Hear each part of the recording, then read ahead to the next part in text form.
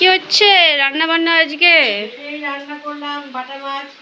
হ্যাঁ, মাছটা ভেজে নিয়েছি, পটল আলু ভেজেছি, ভেজে তেল পেঁয়াজ দিয়ে একটু রসুন দিয়ে জিরে দিয়ে কষিয়ে কষিয়ে এটা ডাটার বড়িটা পটলটা নেড়ে নিয়ে পানি ঢেলে দিলাম এর মধ্যে, দিয়ে এই ঝোলটা করেছি। এবার মাছগুলো দিয়ে তো কষা কষা হয়ে গেছে। বাবা মাছগুলো কেমন দেখতে লাগছে, বাটা মাছ আমাকে তো, খেয়ে নেবে। একটু কষা কষা করে করলাম।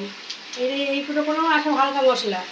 আর এই চিকেনটার মধ্যে আমি প্রথমে তেল পেঁয়াজ তেজপাতা আর রসুন বাটা, আদা বাটা, টমেটো দিয়েছি কুচি করে, একটু ধনে পাতা দিয়েছি, হ্যাঁ, দিয়ে এগুলো দিয়ে ম্যারিনেট করে নিলাম, মানে মাখিয়ে নিয়ে রেখেছিলাম। তারপর আবার এগুলো কষানোর সময় আবার দিয়েছি কড়াতে। এবার তেলের মধ্যে দিয়ে কষিয়ে কষিয়ে আলু ভেজে নিয়েছিলাম, আলুটা ঢাললাম, ঢেলে এই চিকেনটা দিয়ে দিলাম একটু আগে। চিকেনটা দিয়ে কষাচ্ছি, দেখতে ভালো লাগছে, পুরো কষা কষিয়ে কষা কষিয়ে হয়েছে। কষিয়ে কষিয়ে একটু সামান্য জল দেবো, বেশি দেবো না দিয়ে। হ্যাঁ, বেশি ঝোল ঝোল ভালো লাগে না, কষা কষা ভালো লাগে। এই সামান্যই দেবো, দিয়ে এটা রান্না করবো।